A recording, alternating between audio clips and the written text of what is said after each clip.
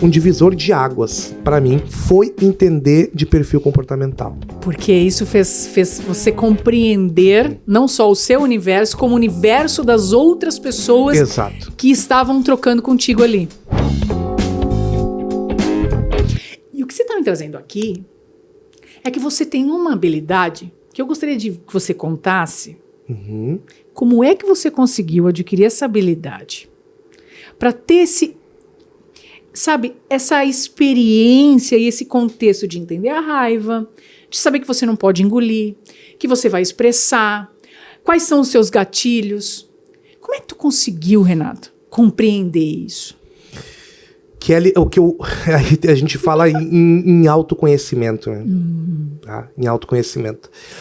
E uma das coisas que eu falo, assim, a gente tem um ponto também da empatia, enfim, né? Que são questões ali também que envolvem a questão da inteligência emocional. Empatia, vamos deixar aqui no parênteses para depois a gente falar. Exato, pra gente aprofundar. Só que assim, é impossível eu ter empatia se eu não me conheço.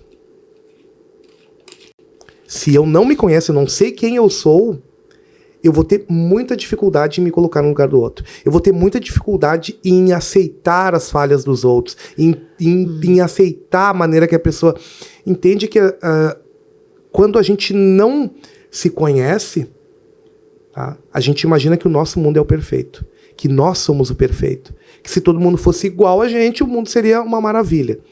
E na verdade não é assim que acontece.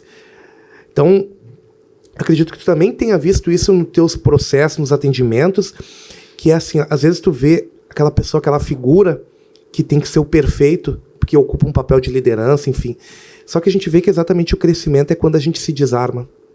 Quando a gente passa a tirar as máscaras que nós usamos aí para nos proteger do mundo, para não ser ferido. Tá? Então, eu te digo assim. E também para a gente não ficar se comparando com os outros. Exato. Entender que a gente tem a nossa habilidade, que a gente tem o nosso jeito de fazer. Que é assim, ó, para mim, um divisor de águas, tá? Um divisor de águas, para mim, foi entender de perfil comportamental. Para mim, foi o divisor de águas. Sim. Porque isso fez você compreender não só o seu universo, como o universo das outras pessoas Exato. que estavam trocando contigo ali.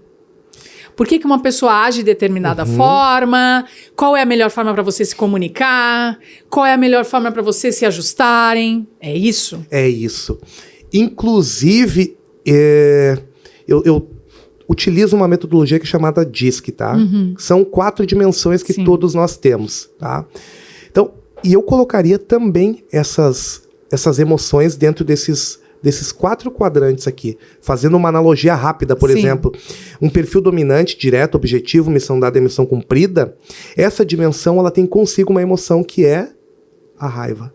Ela faz parte. Por isso que essa dimensão de perfil comportamental, ela é da ação, ela é do fazer, ela é do mão na massa. Centralizador também.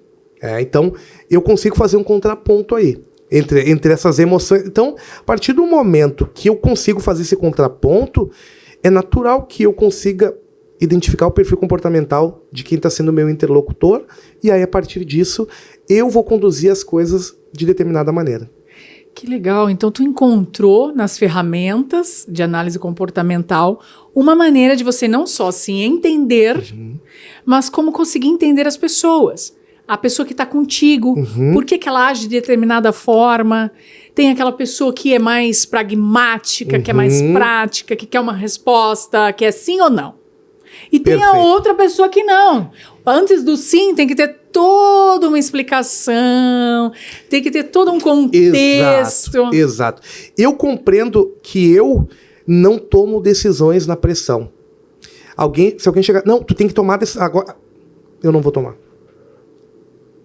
Mas eu entendo do meu perfil comportamental, eu entendo onde eu fico mais confortável. Então, essa questão de me pressionar para eu tomar uma decisão faz com que eu recue. Que interessante, faz com que eu recue.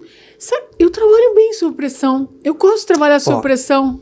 É uma coisa que me faz muito bem. Se eu não tô sob pressão, eu fico frouxa. Digo que eu fico frouxa. Eu fico a 30%, eu fico frouxa. Eu gosto de trabalhar entre 80% a 100%, daí eu fico bem. eu percebo que o meu rendimento cresce. Porém, isso também é uma questão de autoconhecimento.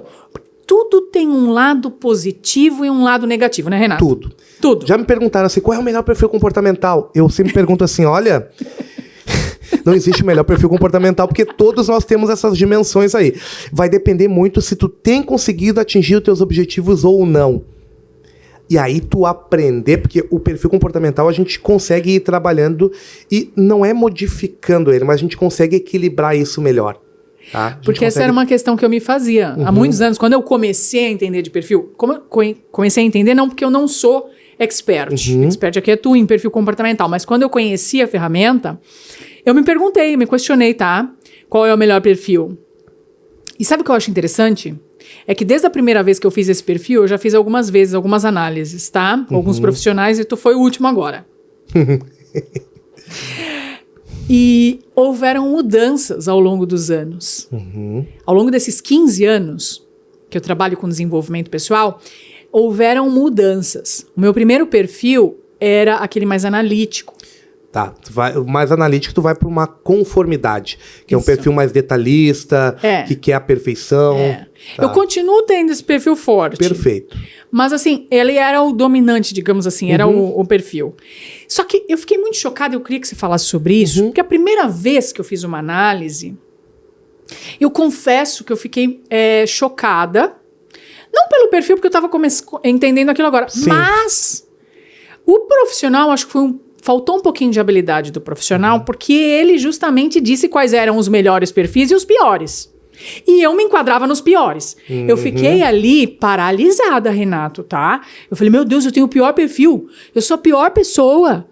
E demorou muitos anos para eu compreender que, na realidade, todos nós temos um pouco de cada. E como você estava dizendo, não tem o melhor ou o pior. Existe o autoconhecimento para você se compreender e, se for necessário, desenvolver outras habilidades. Exato. Faz sentido isso? Faz total sentido. A questão de uma devolutiva de perfil comportamental, por exemplo, tá? O profissional que está fazendo a devolutiva, ele tem que ter empatia. Ele vai precisar dessa empatia. E ele precisa entender que assim... Voltamos na empatia. Ela é bem importante, hein, Renato? É importante. Tá? É importante. Então, até cuidar com termos pejorativos. Então, eu te digo, na minha formação, quando eu fiz a minha formação de analista comportamental, mas aí tu tá numa turma descontraída, onde a gente botou apelidos em cada dimensão, por exemplo. Mas isso não é algo que eu possa levar para fora. Eu posso trazer isso num grupo de analistas comportamentais, onde a gente, enfim, a gente compreende bem que não existe melhor, não existe pior, a gente tem essa consciência. Mas tu vai num público que não tem essa consciência, e o que acontece às vezes, querer levar um lado de descontração, mas sem entender o impacto que aquilo tem. Porque hoje, por exemplo, eu percebo assim, que quem tem um perfil alto de conformidade, tá? Ele quer a perfeição das coisas. Então, muitas vezes, ele vai querer ter tudo em ordem para tomar uma decisão, para fazer. E conseguir ter essa empatia de se colocar e entender, puxa, esse perfil funciona dessa forma.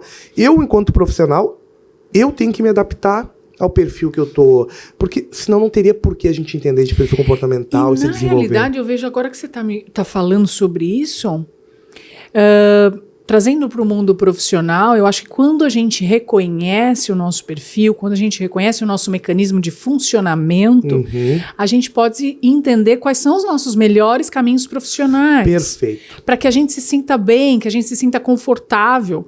Porque eu acho que um analítico é extremamente importante quando se fala de métodos e processos. Com certeza. A gente precisa ter um profissional desse calibre ali, para que ele reconheça onde estão as falhas naquele processo, para que ele possa articular melhorias, para que ele possa compreender.